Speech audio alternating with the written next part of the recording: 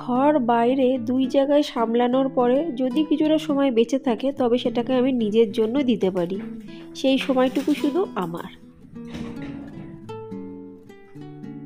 পুরো অন্ধকার দেখতে পাচ্ছ বন্ধুরা, এখন কিন্তু সকাল 4টে বেজে গেছে। আজকে আমাকে বাইরে যেতে হবে। তাহলে বাইরে আমি যাবো কী করে যদি ঘর না সামলাই? ওই জন্য সকাল সকাল উঠেই কিন্তু সবার আগে আমি ভাতটা বসিয়ে দিচ্ছি। ভাতটা হয়ে গেছে, তারপরে ডাল করেছি, ডালটাও হয়ে গেছে। মেয়েদের জন্য একটা তরকারি বানিয়েছি স্কুলের, পরোটা বানানো আমার হয়ে গেছে। এগুলো কিন্তু মোটামুটি হয়ে গেছে। হয়ে যাওয়ার পরে আর ভালো লাগছে না, ভাবলাম আবার একটু বাইরের দিকে আসি। পুরো অন্ধকার, কেউ কিন্তু ওঠেনি। কিছু কিছু ঘরের হালকা হালকা আলো জ্বলছে। তা যখন আমি উঠেছি তখন তো একদমই অন্ধকার ছিল, এখন তাও একটা দুটো ঘরের আলো জ্বলছে। এবার ভাবলাম সবাই যখন ঘুমাচ্ছে, আমার কর্তামশাই মেয়ে দুটি ঘুমাচ্ছে, তার মধ্যে আমি একটু ব্রাশ করে একটু ফ্রেশ হয়ে যাই।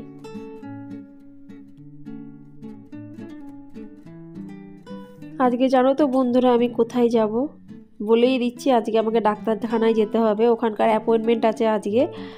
তো ঘর না করে ডাক্তার কাছে আমি যাবো কী করে? ওই জন্য আজকে আমাকে আরও 1 ঘন্টা, নর্মাল আমি যে সময় উঠি তার থেকে আরও 1 ঘন্টা আগে আজকে আমাকে উঠতে হলো, কারণ এক্সট্রা অনেকটা রান্না করতে হয়েছে। ডাক্তার দেখিয়ে এসে না তখন আর রান্না করতে ইচ্ছা করে না, শরীরটা ছেড়ে দেয়।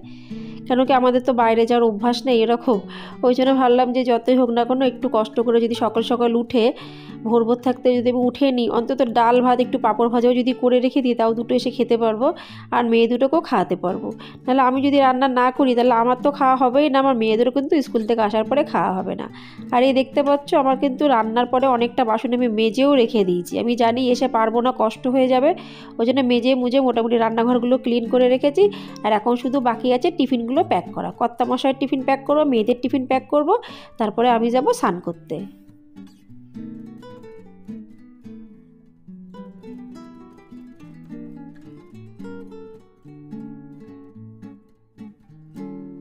পরশুদিন বাজার থেকে পেয়ারা এনেছিল অনেকগুলো, তোমাদের আমি ভিডিওতে দেখিয়েছি। তা আমি টিফিনে যদি কিছু ফল থাকে তাহলে কিন্তু আমি মেয়েদেরও টিফিনে দিই, কর্তামশাইয়েরও টিফিনে কিন্তু আমি একটু ফল দিয়ে দিই। খাওয়ার পরে কিন্তু ফল খাওয়াটা খুবই ভালো, যদি ঘরে থাকে তবে দিই, আর যখন না থাকে তখন তো দেওয়ার কোনো প্রশ্নই ওঠে না। তা পেয়ারাটা যখন আছে তা ভাবলাম কি এদের তিনজনকে একটু পেয়ারাটা কেটে দিই। কিন্তু বন্ধুরা কোনো ফলে কিন্তু কেটে দিতে নেই, এটা আমি জানি। কর্তামশাইকে তো গোটা পেয়ারাই আমি দিয়ে দিলাম, কিন্তু মেয়েদের যদি পেয়ারা কেটে না দিই ওরা কিন্তু খেতে একদমই পারে না গোটা পেয়ারা। আমরা যেমন ছোটোবেলা থেকে গোটা জিনিস খেয়ে অভ্যাস আছে, কিন্তু আমার মেয়েরা একদমই পারে না, ওটাকে আবার ফেরত নিয়ে চলে আসবে। ওই জন্য আমি কোনো ফল দিতে গেলে একমাত্র কলা ছাড়া আমি মোটামুটি যে কোনো যদি ফল দেব একটু কেটে পিস পিস করে দিই। আর এই যে দেখতে পাচ্ছ উষ্ণ গরম জল, গরম জলও কিন্তু আমি তিনজনকেই দিয়ে দিই। কেন কি নর্মাল এখন জল তো একটু ঠান্ডা ঠান্ডা, কেন কি আমি যেখানে থাকি মহারাষ্ট্রের নাসিক, এটা তো পাহাড়ি জায়গা, এখানকার জল কিন্তু খুবই ঠান্ডা থাকে, শীতকালে খাওয়ার জন্য উপযুক্ত না। ওই জন্য একটু গরম জল মিশিয়ে খেলে না জলটা খেতেও ভালো লাগে। আর এই যে আমার মেয়েটি দেখতে পাচ্ছি, ছোট্ট মেয়েটি আমার পেছন পেছন উঠে কিন্তু সোফায় শুয়ে পড়েছে। তারপর কর্তামশাই নিয়ে তাকে উঠালো, একটু বুঝালো, তারপর আমি ওকে একটু ব্রাশ করিয়ে দিচ্ছি। আমার ছোট মেয়েটির নাম তিয়া, বড় মেয়েটির নাম তাসু। তা দুজনেই মোটামুটি ঘুমের থেকে উঠে গেছে। আমি একজনকে গুছাচ্ছি, কর্তামশাই আর একজনকে গুছাচ্ছে, কেন কি টাইমের মধ্যে যেতেই হবে, বাসও চলে আসবে, আমাদের হসপিটালেও যেতে হবে। তা মেয়ে দুটোকে বাসে যথাযথ উঠিয়ে দিয়ে আমি কিন্তু বেরিয়ে পড়েছি হসপিটাল যাওয়ার জন্য। আর কেন যাচ্ছি বন্ধুরা, এই সকাল সকাল কিন্তু হসপিটালে না গেলে আমার আর যাওয়া হয় না। ওই জন্য কর্তামশাইয়ের সাথে একবারে বেরিয়ে যাই, আমি হসপিটালে চলে যাই, ওর অফিসে চলে যায়। এটাই হলো আমার একটু সুবিধা। গিয়ে আমাকে হসপিটালে বসে থাকতে হবে ঘন্টাখানেক আমি জানি, কিন্তু কোনো অপশান নেই গো, ওই জন্য আমি সকাল সকালই বেরিয়ে যাই।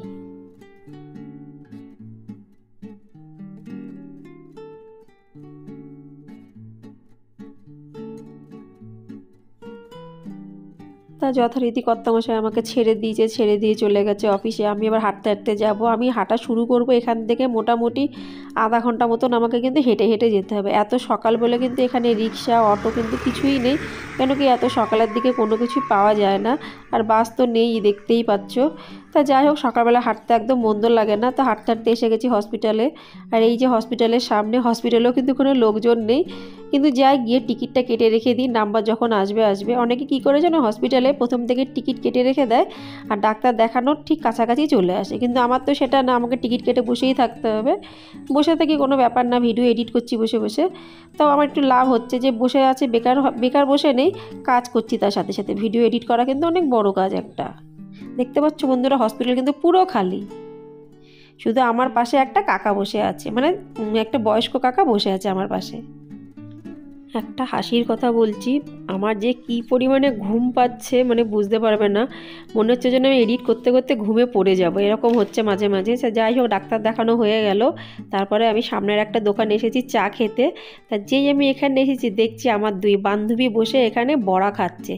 মানে এটা সাউথ ইন্ডিয়ান ফুডের দোকান, খুব ভালো এখানে ব্রেকফাস্ট পাওয়া যায়। কিন্তু আমি যেহেতু সকালবেলায় চা খাইনি, তো এরা দুজন বলছে শিগগিরই এখানে বসে এই বড়া খেয়ে নেয়। বললাম খবরদার না, আমি চা খাবো, তারপরে যা খাওয়ার খাবো। দেখতে পাচ্ছ, দেখে কিন্তু লোভ লাগছে, কিন্তু আমি খাবো না, যেহেতু আমি সকালে এখনও চা খাইনি, ডাক্তার দেখানোর আগে আমার চা খাওয়া ছিল না, ওই জন্য আগে আমি চা খাবো, তারপরে যা যা খাবো। ঘরে যা আছে সব খাবে। ও বাবা, আমি শুধু চা খাবো। আমি যে দোকানে চা খেতে যাচ্ছিলাম সেখানেই দেখি আমার দুই বান্ধবী বসে বড়া খাচ্ছে। তো ওরা বলল যে চল চা খাওয়ানোর জন্য ঘরে নিয়ে যাচ্ছি, ওখানে ব্রেকফাস্টও করে নিস। তো যথারীতি আমি দিদির সাথে চলে আসলাম তার বাড়িতে।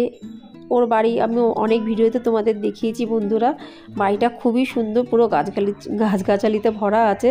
তো চলো দিদি, আমি যাওয়ার সাথে সাথে আমাকে চা বানিয়ে দিচ্ছে, আর চায়ের সাথে পুরো বিস্কিটের ডাব্বাটা নিয়ে এসছে। এই দিদির ঘরে না একটা বিস্কিট পাওয়া যায়, খুব ভালো লাগে, খুব ভালো মানে খুবই টেস্টি লাগে আমার। তো বিস্কুট মানে চায়ে 1 কাপ পুরো ভরা চায়ের সাথে আমি 4-5টা বিস্কুট কিন্তু খেয়ে নিয়েছি, মোটামুটি আমার পেট কিন্তু একদমই ভরে গেছে। বাস ধরার জন্য হাতে বেশ কিছুটা টাইম আছে, ঘন্টাখানেক। তা আমি দিদির সাথে ক্রাফট করতে বসে গেছি, মানে একটা ঘরের একটা খুব সুন্দর একটা জিনিস বানাচ্ছে দিদি। তাই আমি বলছি দিদি তোমরা দুজন যখন বানাচ্ছ তাহলে আমিও তোমাদের একটু হেল্প করি। তো এই জন্য আমরা 3 জনে মিলে বসে পড়েছি। এটা বানাতে বহু টাইম লাগবে, যদি বানানো হয়ে যেত আমি তোমাদের দেখাতাম বন্ধুরা, কিন্তু এটা আমি থাকাকালীন অন্তত বানানো মনে হয় শেষ হবে না। তা যাই হোক, যদি আবার কোনো সময় আমি দিদির বাড়িতে আসি আর এই ক্রাফটটা যদি ততক্ষণ থাকে তোমাদের কিন্তু আমি অবশ্যই দেখাবো। খুব সুন্দর ছোট ছোট কাগজ দিয়ে, কালারিং কাগজ দিয়ে কিন্তু ক্রাফটটাকে বানাতে হবে। এই জন্য আমরা 3 জন কিন্তু বসে গেছি ক্রাফটটা করার জন্য।